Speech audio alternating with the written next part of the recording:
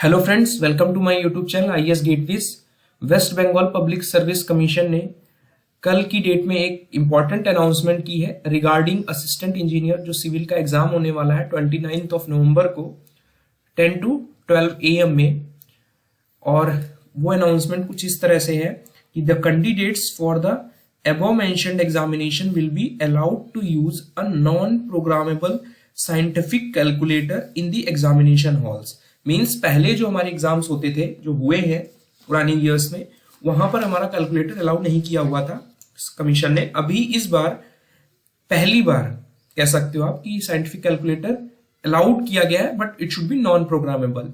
तो मैं अभी यहाँ पे आपको लिस्ट भी बता दूंगा कि कौन कौन से नॉन प्रोग्रामेबल साइंटिफिक कैलकुलेटर्स आते हैं मार्केट में। तो आप उस लिस्ट के अकॉर्डिंग आप कैलकुलेटर ले जा सकते हो, बिकॉज ये इंपॉर्टेंट चीज ध्यान रखनी है कि अगर आप गलत कैलकुलेटर लेके गए तो आपका इन्विजिलेटर आप उसको यूज नहीं करने देगा। अगर आप पकड़े गए तो your candidature will be cancelled. तो इस चीज का ध्यान रखना है कि जो आप कैलकुलेटर ले जा रहे हो वो नॉन प्रोग्रामेबल होना चाहिए। और उसकी लिस्ट भी मैं यहाँ पर आपको दिखा देता हूँ कि मैं अपने गूगल ड्राइव पे अपडेट कर दूंगा। This are the list of the calculators.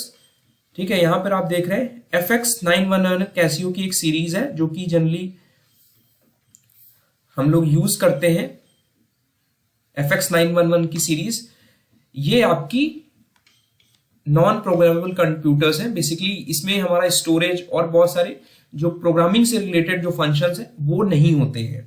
ठीक है, तो अभी मैं बहुत डिटेल में नहीं जा रहा हूं। Just you have to select the model from this list and take it with your examination hall.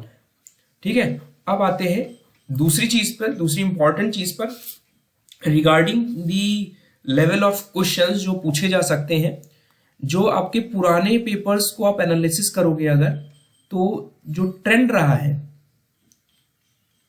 Existing trend था इस नोटिफिकेशन के पहले, जब हमारे अप्रोक्सीमेटली मैक्सिमम 15 to 20% न्यूमेरिकल्स पूछे जाते थे। बिकॉज 100 क्वेश्चंस हैं तो जनरली इन जनरल अगर आप देखोगे तो हमारे 15 न्यूमेरिकल्स पूछे जाते थे एट मैक्स, और जो कि बहुत सिंपली विदाउट, जिसमें आपको कैलकुलेटर की जरूरत नहीं पड़ती थी, उस तरह के क्वेश्चंस पूछे जाते थे। रेयरली हो सके एक दो क्वेश्चन इस तरह का पूछ लिया जिसमें कैलकुलेटर की आपको जरूरत पड़े। बट अब बिकॉज दिस टाइम पहली बार आपका कैलकुलेटर अलाउ किया जा रहा है, तो जो प्रेजेंट ट्रेंड होगा इस एग्जाम के लिए, जो मेरा ओपिनियन है बेस्ड ऑन एक्सपीरियंस, कि अप्रोक्सीमेटली 30 to 40%, यानी 30 से 40 क्वेश्चंस तक आपके न्यूमेरिकल्स पूछे जा सकते हैं।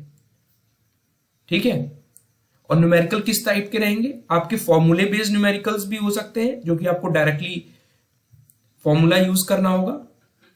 सिंगल फॉर्मूला बेस्ड भी हो सकते हैं और मल्टीपल फॉर्मूला बेस्ड हो सकते हैं। कहीं कहीं पर आपको 2 या 3 फॉर्मूले लगाकर भी आपको आंसर निकालना पड़ सकता है। और कुछ हमारे इनडायरेक्ट फॉर्मूला बेस्ड क्वेश्चंस होते हैं जिसमें आपको कुछ एनालिटिक प्रॉब्लम्स दे दी जाती हैं और उसको फॉर्मूले इनडायरेक्ट तरीके से आपको सॉल्व करके आंसर देना होता है। तो आप अपना माइंडसेट बनाइए, क्योंकि जो अभी स्टूडेंट प्रिपेयर कर रहे हैं उनका फोकस सिर्फ और सिर्फ थ्योरी पोर्शंस पर ज्यादा फोकस है, न्यूमेरिकल प्रैक्टिस कम कर रहे हैं। तो अभी टाइम है आपके पास 15-20 दिन का, आप न्यूमेरिकल पोर्शन पे थोड़ा सा ज्यादा फोकस करिए, कैलकुलेटर का यूज अपनी टेस्ट प्रैक्टिस में उसको लाइए। ठीक है, जो आपके ईएस के इजी लेवल के क्वेश्चंस हैं, जो न्यूमेरिकल बेस्ड क्वेश्चंस हैं, उनको कवर कर लीजिए।